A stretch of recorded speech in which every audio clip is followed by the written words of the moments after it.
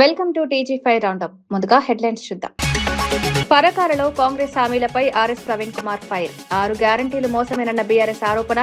Municipal ఎన్నికల్లో కాంగ్రెస్ కు గుణపాఠం తప్పదన్న వ్యాఖ్య. స్థానిక అభివృద్ధిలో బీఆర్ఎస్ కి అనుభవమన్న ప్రవీణ్. సూర్యాపేట అభివృద్ధి బీఆర్ఎస్ తోనే సాధ్యమన్న జగదీష్. కాంగ్రెస్ పాలనలో అభివృద్ధి నిలిచిందన్న విమర్శ.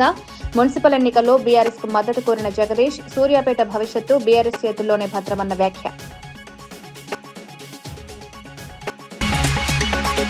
గాంధీ భవన్ లో టీపీసీసీ అధ్యక్షుల కీలక ప్రకటన. ఎన్నికల హామీలపై అమలుపై కాంగ్రెస్ కట్టుబాటు. తప్పుడు ప్రచారాలపై ప్రతిపక్షాలపై విమర్శ. మున్సిపల్ ఎన్నికల్లో కాంగ్రెస్ విజయం లక్ష్యమన్న ప్రకటన. కాంగ్రెస్ హామీలు విఫలమయ్యాయని తెలంగాణ భవన్లో బీఆర్ఎస్ ఫైర్. ప్రజా సమస్యలు వదిలి ఫిరాయింపుల రాజకీయం చేస్తున్నారన్న బీఆర్ఎస్. మున్సిపల్ ఎన్నికల పేరుతో అక్రమాలు చేస్తున్నారన్న బీఆర్ఎస్ ఆరోపణ. ప్రజల పక్షాన పోరాటం కొనసాగుతుందన్న బీఆర్ఎస్ ప్రకటన. వివరాల్లోకి వెళ్తే తెలంగాణ భవన్లో బీఆర్ఎస్ వర్కింగ్ ప్రెసిడెంట్ మీడియాతో మాట్లాడారు. రాష్ట్రంలో జరుగుతున్న రాజకీయ పరిణామాలపై కీలక వ్యాఖ్యలు చేశారు. కాంగ్రెస్ ప్రభుత్వం అధికారంలోకి వచ్చిన తర్వాత ఇచ్చిన హామీలు అమలు చేయడంలో పూర్తిగా విఫలమైందన్నారు. ప్రజా సమస్యలను పక్కన పెట్టి రాజకీయ అట్లాగే మొన్నీ మధ్యనే సింగరేణి బొగ్గు గనుల్లో ఏ రకంగా కాంగ్రెస్ ప్రభుత్వం కుంభకోణానికి పాల్పడ్డదో ఆధారాలతో సహా, బొగ్గు గనుల్లోనే కాదు, సింగరేణి కంపెనీలో అటు బొగ్గు గనులు ఇటు సోలార్ టెండర్లు అన్నిట్లో కూడా ఏ రకమైన భారీ కుంభకోణానికి తెరలేపిందో అది కూడా బయటపెట్టింది బీఆర్ఎస్. మరి గత వారం 10 రోజులుగా ముఖ్యంగా జనవరి 22, 23 తర్వాత వరుసగా ఏకబిగిన మొదలు హరీష్ రావు గారిని, తర్వాత నన్ను, ఆ తర్వాత రాజ్యసభ మాజీ సభ్యులు సంతోష్ గారిని, తర్వాత మా అధినాయకుడు కేసీఆర్ గారిని వరుసగా విచారణకు పిలిపిస్తే మాకు అప్పుడేదో అనుమానం వచ్చింది. ఇదేదో డైవర్షన్ గేమ్ బాగానే సీరియస్గానే ఆడుతున్నారు, ఎందుకు ఆడుతున్నారు, ఇంత హడావుడి ఎందుకు చేస్తున్నారు అని చెప్పి మాకు డౌట్ వచ్చింది. ఆ డౌట్ వచ్చిన తర్వాత మేము కూడా తవ్వడం మొదలుపెట్టాం. ఏది కవర్ చేయడానికి, ఎందుకోసం ఈ కవర్ డ్రైవ్లు, ఎక్స్ట్రా కవర్ డ్రైవ్లు అని జాగ్రత్తగా ఆలోచిస్తే దొరికింది మాకు ఒక పెద్ద ఫ్రాడ్, ఒక పెద్ద ముఖ్యమంత్రి గారి బినామీ భాగోతం ఒకటి బయటపడ్డది. ఇది జనవరి 23 నాడు కేంద్ర ప్రభుత్వం అట్లాగే రాష్ట్ర ప్రభుత్వానికి సుప్రీంకోర్టు నోటీసులు ఇచ్చింది. కేఎల్ఎస్ఆర్ అనే ఒక కంపెనీ, ఇన్ఫ్రాస్ట్రక్చర్ కంపెనీ, ఈ కంపెనీ ముఖ్యమంత్రి గారి బినామీ కంపెనీ. కేఎల్ఎస్ఆర్ ఇన్ఫ్రా అనే కంపెనీ ముఖ్యమంత్రి గారి బినామీ కంపెనీ. నేనేదో ఊరికే అనట్లేదు, అది దానికి ఆధారాలతో సహా ఇప్పుడే మీకు చూపెడతాను. ఇప్పుడు నేను ఈ మాట చెప్పగానే కొన్ని ఛానళ్ళు లైవ్ కట్ చేస్తాయి, అది కూడా నాకు తెలుసు, పర్వాలేదు. అయినప్పటికీ ఈ కేఎల్ఎస్ఆర్ ఇన్ఫ్రా అనే కంపెనీ ఏదైతే ఉందో దాని భాగోతం బయటపడి సుప్రీంకోర్టు నోటీసులు ఇచ్చింది కేంద్ర ప్రభుత్వానికి, రాష్ట్ర ప్రభుత్వానికి. వెంటనే మరి ఈ దివాలా తీసిన కంపెనీ ఏదైతే ఉందో 6,000 కోట్ల రూపాయల వర్కులు వీరికి దివాలా తీసిన సమయంలోనే, స్పష్టంగా నేను చదువుతాను, మీరు వినండి. ఏం రాశారంటే, centre and Telangana get Supreme Court notice for KLSR Infratechs insolvency fraud. The company allegedly secured government tenders worth approximately rupees 6,000 crore during the insolvency period without the authorization of interim resolution professional. IP professional ఇది లేకుండా, అనుమతి లేకుండా 6,000 కోట్ల టెండర్లు తెచ్చుకున్నారు వీళ్ళు. మరి ఎక్కడికి వచ్చినాయి ఈ ప్రాజెక్టులను మాకు కూడా అనుమానం వచ్చింది. ఎక్కడొచ్చినాయి ఆ ప్రాజెక్టులు అంటే మొత్తం తెలంగాణ. ముఖ్యమంత్రి గారి బినామీ కంపెనీ ఎందుకన్నాను అది కూడా చెప్తాను. ఇగో ఎక్కడెక్కడ వచ్చినాయి మీకు వరుసగా చదువుతాను, ఏమేమి వచ్చినాయి కూడా మీకు చెప్తాను వరుసగా. ఇవన్నీ కూడా మీకు వివరంగా చెప్తాను, ఇవన్నీ కూడా ఆధారాలతో సహా మీ ముందు పెడతాను. ఇవాళ వాస్తవం ఏంటి అంటే, రేవంత్ రెడ్డి గారు చీఫ్ మినిస్టర్ కాదు, ఆయన బినామీ చీఫ్ మినిస్టర్ అని అందరికీ తెలుసు. ఎందుకంటే ఆయన వేరే వాళ్ళ కోసం ఇక్కడ ఆయన ఏదో అట్లా చూడడానికి అట్లా ఆయన ముంగటుంటాడు, కానీ వెనకాల ఆయన నడిపించే వాళ్ళు వేరే వాళ్ళు ఉన్నారు, అది అందరికీ తెలుసు. ఇవాళ ఆయన బినామీ చీఫ్ మినిస్టరే కాదు, బినామీ మాస్టర్ అని చెప్పి కూడా ప్రూవ్ చేసే భాగోతం ఇది. గత 2 ఏళ్లుగా రెడ్డి గారు చీఫ్ మినిస్టర్ కాదు, ఆయన బినామీ చీఫ్ మినిస్టర్ అని అందరికీ తెలుసు. ఎందుకంటే ఆయన వేరే వాళ్ళ కోసం ఇక్కడ ఆయన ఏదో అట్లా చూడడానికి అట్లా ఆయన ముంగటుంటాడు, కానీ వెనకాల ఆయన నడిపించే వాళ్ళు వేరే వాళ్ళు ఉన్నారు, అది అందరికీ తెలుసు. ఇవాళ ఆయన బినామీ చీఫ్ మినిస్టరే కాదు, బినామీ మాస్టర్ అని చెప్పి కూడా ప్రూవ్ చేసే భాగోతం ఇది. గత 2 ఏళ్లుగా పార్టీ ఫిరాయింపులను అడ్డుకోవాల్సిన అసెంబ్లీ స్పీకర్ గడ్డం ప్రసాద్ వాటికే తెరలేపారని బీఆర్ఎస్ తీవ్ర ఆరోపణలు చేస్తోంది. వికారాబాద్ మున్సిపల్ 15వ వార్డులో బీఆర్ఎస్ తరపున ఏకగ్రీవంగా ఎన్నికైన కౌన్సిలర్ విజయలక్ష్మిని కాంగ్రెస్ పార్టీలో చేర్చుకోవడంపై బీఆర్ఎస్ ఆగ్రహం వ్యక్తం చేసింది. ఇది ప్రజాస్వామ్యానికి తీరని ద్రోహమని పార్టీ నేతలు విమర్శించారు. ప్రజలు ఇచ్చిన తీర్పును గౌరవించకుండా అధికార పార్టీ ఎమ్మెల్యేలు, నాయకులు ఫిరాయింపులను ప్రోత్సహిస్తున్నారని ఆరోపించారు. స్పీకర్ తటస్థంగా వ్యవహరించాల్సిన సమయంలో పార్టీ ప్రయోజనాలకు పనిచేస్తున్నారని బీఆర్ఎస్ మండిపడుతోంది.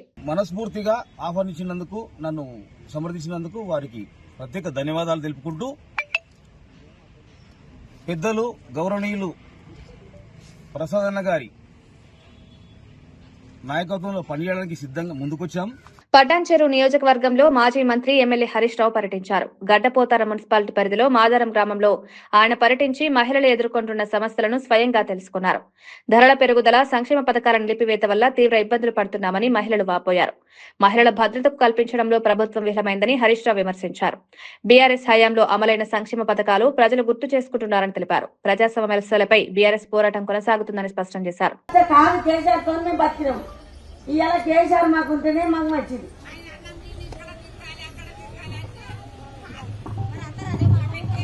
తినేదేమో మేము ఆయనది తిని మళ్ళీ ఇక్కడ అక్కడ తిరిగి వేయాలి అంటుందంటే మా నుంచి కాదు. మేము దక్షిణ సరే, మేము అదే ఓట్టుకుంటాం. మేము దక్షిణ సరే రాదు. 950 రూపాయలు పెట్టి గ్యాస్ వేసుకుంటున్నాం.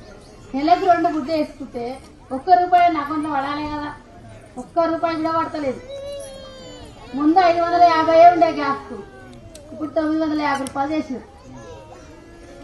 మాకు చేసినా మాకేం ప్రయోజనం ఉంది? ₹1 రాంది. 5 మళ్ళీ తిరిగి బస్ అన్నాడు.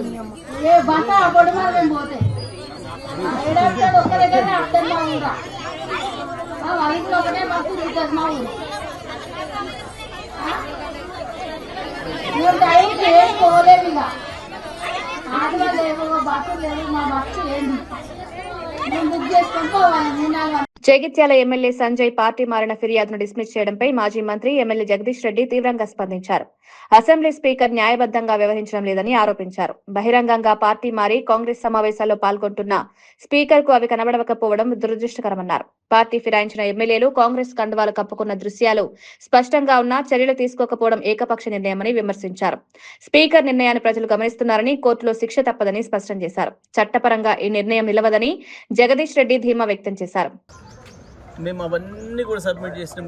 కాంగ్రెస్ పార్టీ సమావేశాలలో పాల్గొన్నారు, హైదరాబాద్లో జరిగిన ఏఐసిసి సభలలో పాల్గొన్నారు. అన్నీ కూడా కాంగ్రెస్ జెండా వేసుకొని తిరుగుతున్నారు. అన్నీ సబ్మిట్ చేసిన దానికి కూడా స్పీకర్ గారికి కనపడలేదట. వాళ్ళు చాలా వికార్సైన, చాలా బుద్ధి కలిగిన బీఆర్ఎస్ పార్టీ ఎమ్మెల్యేలుగానే తిరుగుతున్నారట. కేసీఆర్ శిష్యులుగా తిరుగుతున్నారట. మరి నిన్నివాళ గత వారం రోజులుగా ప్రతిరోజు మీడియాలో వస్తుంది, కనబడుతుంది. గద్వాల ఎమ్మెల్యే స్పష్టంగా కాంగ్రెస్ ర్యాలీలో పాల్గొని కాంగ్రెస్ అభ్యర్థులకు మనం గెలిపించుకోవాలి మనం అని చెప్పాడు. జగిత్యాలలోనైతే స్పష్టంగా జీవన్ రెడ్డి గారు బహిరంగంగానే స్టేట్మెంట్ ఇచ్చిండు. అంటే మా 30 సీట్లు కాంగ్రెస్ పార్టీ సీట్లు ఎట్లు ఇస్తావు నువ్వు, నేను ఎట్టి బస్సులో ఒప్పుకోను, 50 సీట్లు నాకు కావాలని ఆయన సంజయ్, డాక్టర్ సంజయ్ ఎమ్మెల్యే ఇంత స్పష్టంగా కనబడుతుంది. అయినా సరే స్పీకర్ గారు ఆ పిటిషన్ డిస్మిస్ చేయడం అనేది దురదృష్టకరం.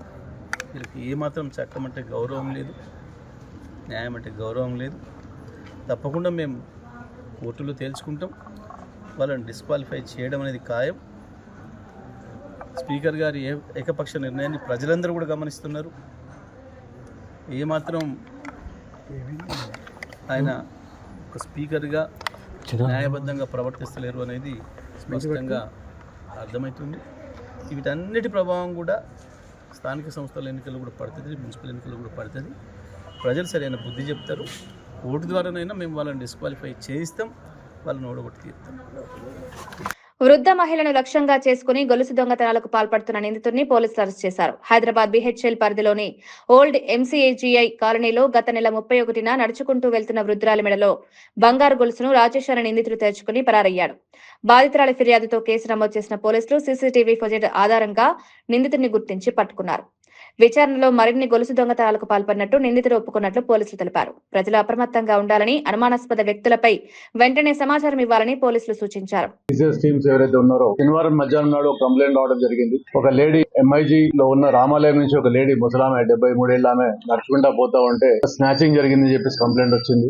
దాని మీద ఇమీడియట్ గా అక్కడ పోవడం జరిగింది. ఈ లోపల ఇంకొక కంప్లైంట్ దాని మీద ఇంకొక లేడీ కూడా ఇమీడియట్ గా ఒక 73 ఏళ్ల ఆమె కూడా ఆమె కూడా రామాలయం నుంచి వస్తా ఉంటే ఆమె దగ్గర నుంచి కూడా ఒక గొలుసు లాక్కోవడం జరిగింది కంప్లైంట్ ఇచ్చింది. అంటే ఒకటే రోజు ఒక 3 నిమిషాల గ్యాప్ లో 2 కంప్లైంట్లు రావడం జరిగింది. అంటే ఈ లేడీస్ ఎవరైతే బయట మధ్యాహ్నం కూడా ఒంటరిగా గుళ్ళకి పోయినా కానీ ఇంకెక్కడ పోయినా కానీ వాళ్ళతో పాటు పక్కన ఎవరైనా సహాయకంగా ఎవరైనా పెట్టుకుంటే బాగుంటుందని చెప్పేసి మీ ద్వారా తెలియజేస్తా ఉన్నాను.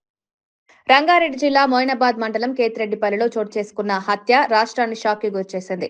చేవెళ్ల కోర్టులో న్యాయవాదిగా ప్రాక్టీస్ చేస్తున్న స్వప్న ఆస్తి గొడవల కారణంగా దారుణ హత్యకు గురయ్యారు.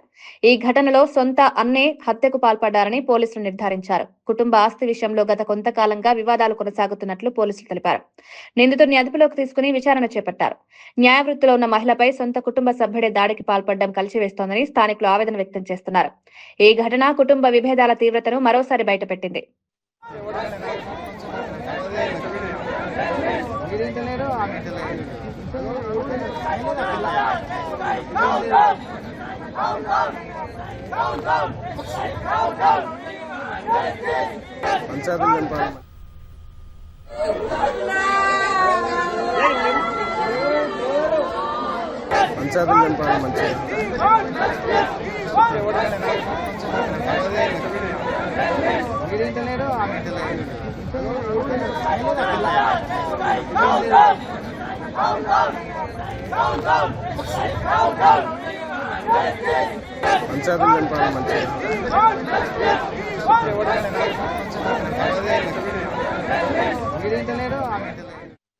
అమెరికాతో ముఖ్యమైన సున్నితమైన రంగాలను కాపాడుకునేలా వాణిజ్య ఒప్పందం కుదుర్చుకున్నట్లు కేంద్ర వాణిజ్య శాఖ మంత్రి పీయూష్ గోయల్ తెలిపారు.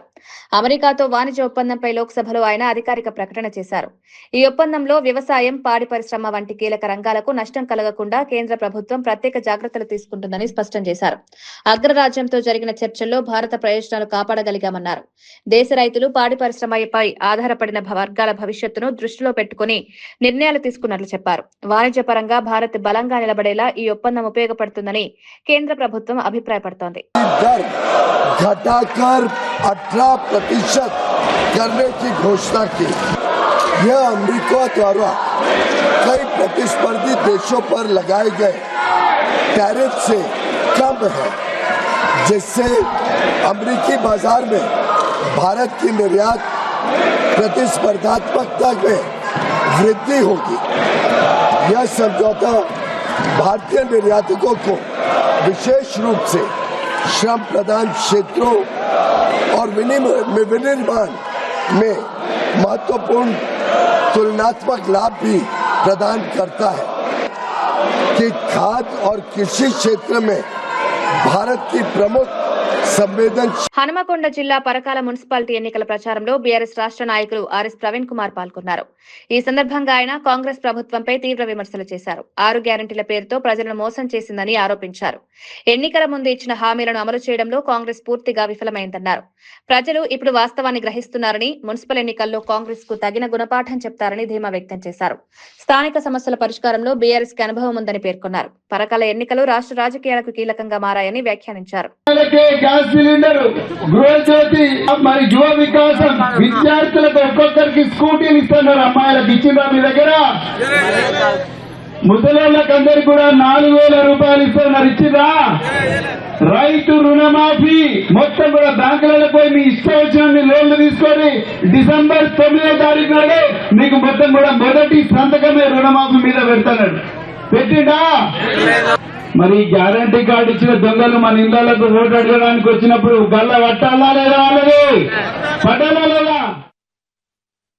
సంగారెడ్డి ఆర్సీపురంలో హనుమాన్ ఆలయం సమీపంలో భవన నిర్మాణ పనులను నిలిపివేయాలని డిమాండ్ చేస్తూ ఆందోళన చోటు చేసుకుంది. ఆలయ అభివృద్ధి పనులను పరిశీలించేందుకు వెళ్తున్న మేయర్తో స్థానికులు, బీజేపీ నాయకుల మధ్య వాగ్వాదం జరిగింది. పరిస్థితి ఉద్రిక్తంగా మారడంతో పోలీసులు జోక్యం చేసుకున్నారు. ఆలయ పరిసరాల్లో నిర్మాణమైన మతపరమైన భావోద్వేగాలకు దారితీస్తున్నాయని ఆందోళనకారులు ఆరోపించారు. ఈ ఘటనతో అక్కడ ఉద్రిక్త వాతావరణం నెలకొంది. పోలీసులు పరిస్థితిని అదుపులోకి బందోబస్తు పెంచారు.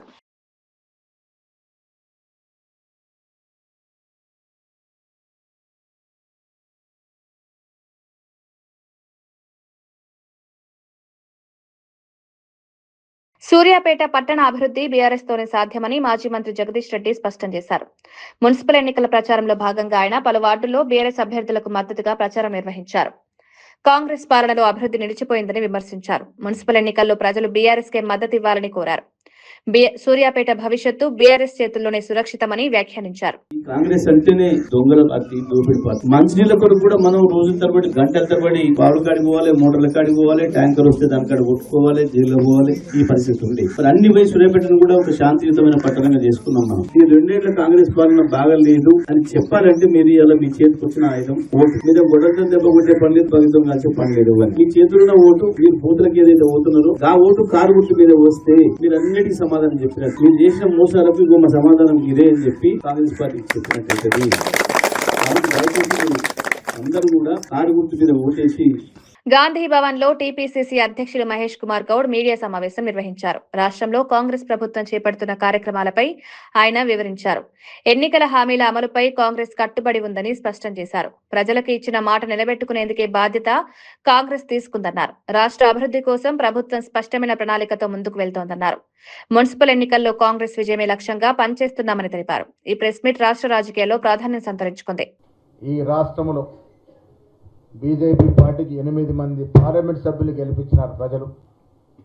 అది కూడా ఆనాడు మత దిగ్గజాలు రెచ్చగొడితేనే, ఓటుకి ఓటు నోట్ చోరీ పాల్పడితేనే ఈ 8 మందిని ఇచ్చారు. సంతోషం. దాంట్లో 2 కేంద్ర మంత్రులు. నవీన్ గారు ఆన్సర్ చెప్పాలి. 8 మంది పార్లమెంట్ సభ్యులు, 2 కేంద్ర మంత్రులు ఉండి తెలంగాణకి ఏమిచ్చారు బడ్జెట్లో? ఏ ముఖం పెట్టుకొని తెలంగాణకు ఓట్లాడడానికి వస్తా ఉన్నారు మీరు? 8 మంది పార్లమెంట్ సభ్యులు, అందులో 2 కేంద్ర మంత్రులుండి మీరు తెలంగాణకి ఏమిచ్చారు? మీరు తెలంగాణ ప్రజలకు స్వచ్ఛత ఇవ్వాల్సిన అవసరం ఉన్నది. 2014లో కేంద్ర అధికారంలో వచ్చిన నాటి నుండి నరేంద్ర మోడీ ప్రభుత్వం తెలంగాణకు అన్ని రంగాల్లో అన్యాయం చేస్తూ ఉంది. కేంద్ర ప్రభుత్వం రాష్ట్ర విభజన చట్ట ప్రకారం తెలంగాణకు న్యాయంగా రావాల్సిన పథకాలు, నిధులు, ప్రాజెక్టులు ఇంతవరకు మంజూరు చేయట్లేదు. బయ్యారం స్టీల్ ప్లాంట్, నీటి ప్రాజెక్టులకు జాతీయ హోదా, నవోదయ పాఠశాలలు పలు అంశాల్లో తీరని అన్యాయం చేస్తూనే ఉన్నది. తెలంగాణ మిగతా రాష్ట్రాలకు భిన్నంగా ఇక్కడ కాంగ్రెస్ ప్రభుత్వం, కాంగ్రెస్ ముఖ్యమంత్రి రేవంత్ రెడ్డి గారి నేతృత్వంలో తెలంగాణ రైజింగ్ 2047 లక్ష్యంగా రాష్ట్ర ప్రణాళికలు రూపొందిస్తూ దేశ అంతర్జాతీయ సంస్థల నుండి పెట్టుబడులు ఆకర్షిస్తుంటే కేంద్రం మాత్రం రాష్ట్రంలో పరిశ్రమల ఏర్పాటుకు సహకరించడం లేదు. అడుగడుగున అడ్డంకులు సృష్టిస్తూ ఉంది.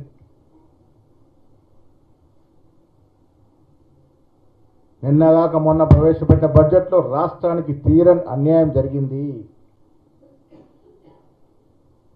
రోడ్డు, మెట్రో రైలు, మూసి ప్రాజెక్టు వంటి కీలక ప్రాజెక్టుని విస్మరించింది.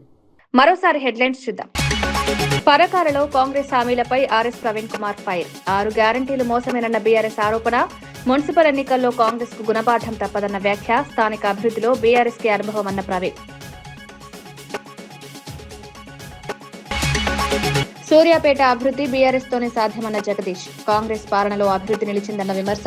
మున్సిపల్ ఎన్నికల్లో బీఆర్ఎస్ కు మద్దతు కోరిన జగదీష్. సూర్యాపేట భవిష్యత్తు బీఆర్ఎస్ చేతుల్లోనే భద్రమన్న వ్యాఖ్య. గాంధీ భవన్ లో టీపీసీసీ అధ్యక్షుల కీలక ప్రకటన. ఎన్నికల హామీలపై అమలుపై కాంగ్రెస్ కట్టుబాటు, తప్పుడు ప్రచారాలపై ప్రతిపక్షాలపై విమర్శ. మున్సిపల్ ఎన్నికల్లో కాంగ్రెస్ విజయం లక్ష్యమన్న ప్రకటన. కాంగ్రెస్ హామీలు విఫలమయ్యాయని తెలంగాణ భవన్ లో బీఆర్ఎస్ ఫైర్. ప్రజా సమస్యలు వదిలి ఫిరాయింపుల రాజకీయం చేస్తున్నారన్న బీఆర్ఎస్. మున్సిపల్ ఎన్నికల పేరుతో అక్రమాలు చేస్తున్నారన్న బీఆర్ఎస్ ఆరోపణ. ప్రజల పక్షాన పోరాటం కొనసాగుతుందన్న బీఆర్ఎస్ ప్రకటన.